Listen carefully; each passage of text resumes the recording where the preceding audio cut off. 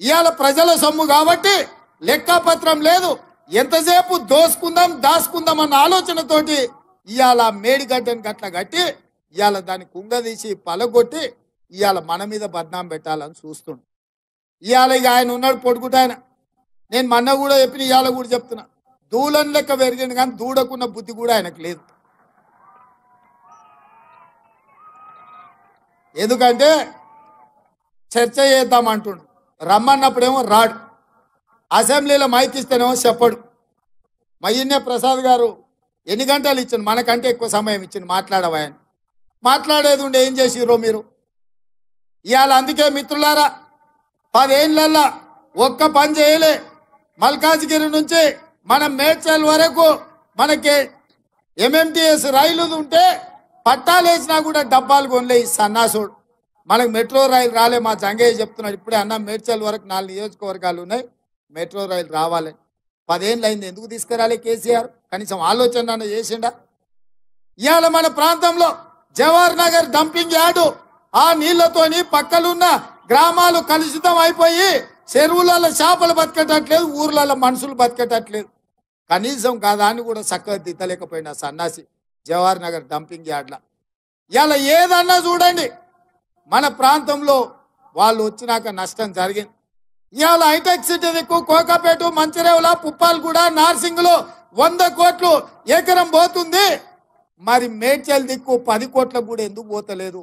ఈ ప్రభుత్వం ఈ ప్రాంతానికి రావాల్సిన ఫ్లైఓవర్లు, రోడ్లు వైడనింగ్ చేయకపోవడమే కదా. అందుకే ఇవాళ కరీంనగర్, ఆదిలాబాద్, మెదక్ ఈ ప్రాంతాలకు పోనీకే పెద్ద పెద్ద స్కైవేలు కానీ పెద్ద రోడ్లు కానీ ఇవాళ మనం రాగానే ఈ ప్రాంతాన్ని అభివృద్ధి చేయాలి. మనం కూడా కోకాపేటలో ఎట్లయితే 100 కోట్లకు ఎకరం భూమి పోతుందో మన ప్రాంతంలో కూడా ఐటీ ప్రాజెక్టులు రావాలి, ఐటీ కంపెనీలు రావాలి, మన భూముల విలువ పెరగాలి, మనం బాగుపడాలి.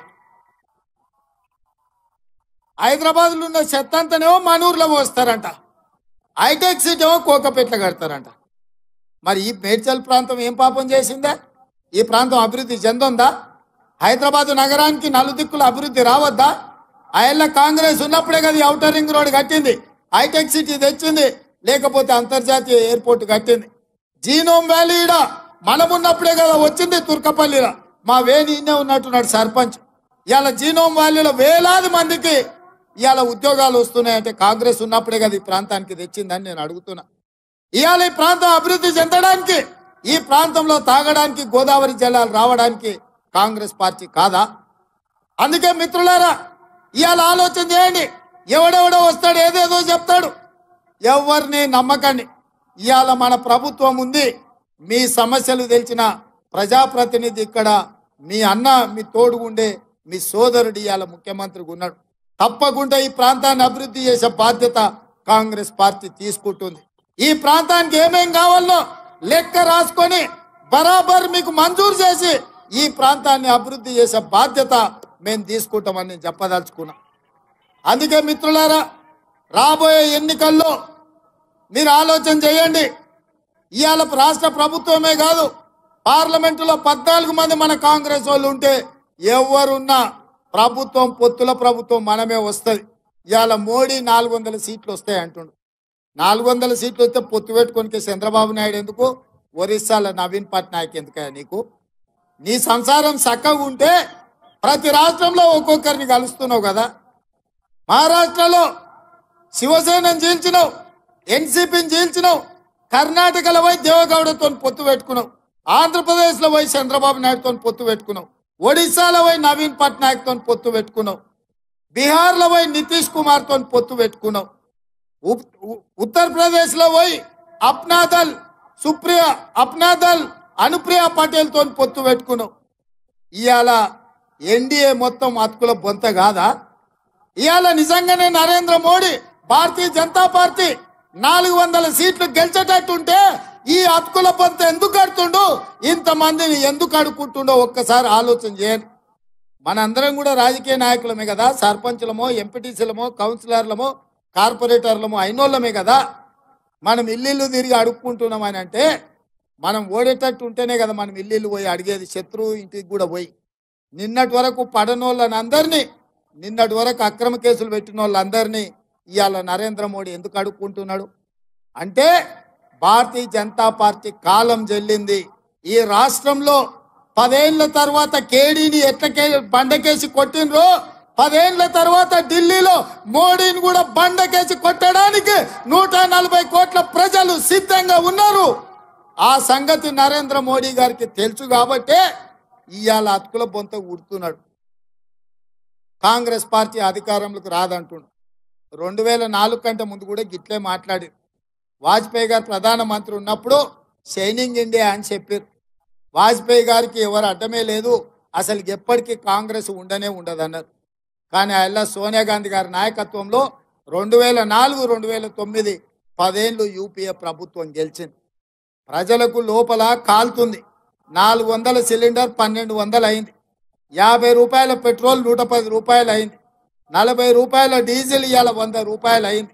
ఉప్పు, పప్పు, బెల్లం, చింతపండు, మంచి నూనె గురించి నేను చెప్పాల్సిన అవసరం లేదు. అంతెందుకు కేసీఆర్ మోడీ దెబ్బకు 50 రూపాయలు ఉన్న క్వార్టర్ 200 రూపాయలు అయింది. అవునా కాలే? చాలామంది మా సోదరులకు లెక్క తెలుసు కదా. మరి ఇవన్నీ ఎట్లా ధరలు పెరిగినాయి? ఇవన్నీ ధరలు పెరిగినాక ఇంకా మోడీ కోటేస్తారా? ఆయన ఏం చెప్పిండు? రైతులకు ఆదాయాన్ని 2 ఇంతలు చేస్తాను. 2022 వరకు ప్రతి పేదవాడికి ఇల్లు కడతాను. స్విస్ బ్యాంకులో లక్షల కోట్ల నల్లధనం ఉంది, ప్రతి పేదవాడి ఖాతాలో 15 లక్షల రూపాయలు వేస్తా అన్నాడు. ఇట్లాంటివి ఆయన ఎన్ని చెప్పిండంటే ఇక లెక్క పెట్టే పరిస్థితే లేదు. మరి ఇవాళ అవన్నీ చేసిండ మళ్ళీ వచ్చి ఓట్లు అడగడానికి. ఇక ఆయన ఈటెల రాజేందర్ గారు రేవంత్ రెడ్డి ఆ ఊరు నుంచి వచ్చి ఇక్కడ గెలిచిండు కాబట్టి ఈయన కూడా ఈ ఊరు నుంచి వచ్చి ఇక్కడ గెలవాలని వచ్చిండంట. ఏంటికే వెళ్ళిన ఓటు? ఈయన మెడ్చల్లోనే ఉంటున్నావు కదా 10 ఏళ్ళ నుంచి. అవునా? ఈటెల రాజేందర్కి పక్కనే కదా ఇల్లు. ఎప్పుడైనా మన దగ్గరకు వచ్చాడు? ఇక్కడిదిక్క ఈయనే కదా ఫామ్ హౌస్ కట్టుకున్నాడు. కానీ ఎన్నడన్నా మన దగ్గరకు వచ్చిండా? మరి ఎన్నడు రాంది ఇవాళ ఓటాడుగా నీకు ఎట్లా వస్తాడా మన దగ్గర? 10 ఏళ్ళు మంత్రిగా ఉన్నాడు. ఎప్పుడైనా మన దిక్కు చూసిండా? పెన్షన్ ఇచ్చిండా? ఇల్లు ఇచ్చిండా? ఉద్యోగం ఇచ్చిండా? ఉపాధి కల్పించిండా? పోనీ ఎట్లున్నామని అడిగిండా? మన పెళ్ళికి వచ్చిండా? మన సావుకు వచ్చిండా? మంచిగున్నామని మనల్ని ఎప్పుడైనా వల్కరించిండా? మరి ఏం అడిగినోడు ఇవాళ సిగ్గు లేకుండా ఓటు ఎట్లా అడుగుతాడా మన దగ్గర? ఎట్లా అడుగుతాడు చెప్పురి? కాబట్టే మిత్రులారా, ఆయన అనుకున్నట్టున్నాడు పాలమూరు నుంచి వచ్చిన రేవంత్ రెడ్డిని గెలివనీయలేదా, ఆయనను గెలిపించారు కదా, ఇవాళ నన్ను కూడా గెలిపిస్తారేమని. ఆయనలో నేను ప్రతిపక్షాల నుండి ప్రజలతో కొట్లాను కాబట్టి గెలిపించారు. 10 ఏళ్ళు నువ్వు కేసీఆర్తోనే అధికారంలోనే ఉంటాయి, 2 ఏళ్ల నుంచి మోడీతోనే అధికారంలోనే ఉంటాయి. బీజేపీ నుంచి నిధులు తెస్తా అని చెప్పిండు ఆయన హుజూరాబాద్. ఒకవేళ నిధులు తెచ్చుంటే హుజూరాబాద్లో ఎందుకు ఓడగొడుతుండ్రి ఈటెల రాజేందర్ గారు? నిన్ను ఇవాళ హుజూరాబాద్లో ఓడగొడితే ఈడికి వచ్చి గెలుస్తా నువ్వు ఎట్లా అనుకుంటున్నావు? అందుకే మిత్రులారా, ఇవాళ మంచి ఆలోచన చేయండి. పార్లమెంట్ ఎన్నికలు వస్తున్నాయి. ఏ విధంగా అయితే రాష్ట్రంలో ప్రజలు మనల్ని ఆశీర్వదించి ప్రభుత్వాన్ని ఇచ్చిండ్రో, రేపు ఈ ప్రాంతంలో మనకు ఎమ్మెల్యేలు లేరు, రేపు ఎంపీలు కూడా లేకపోతే ఏదైనా అభివృద్ధి చేయాలన్నా, మీకు నిధులు ఇవ్వాలన్నా, మీ ప్రాంతానికి ఐటీ కంపెనీలను తేవాలన్నా ఇక్కడ మన వాళ్ళు ఉండాలి. మట్టికి పోయినా ఇంటోడు ఉండాలి అంటే ఈ ప్రాంతంలో పార్లమెంటు కాంగ్రెస్ పార్టీ గెలవాలి.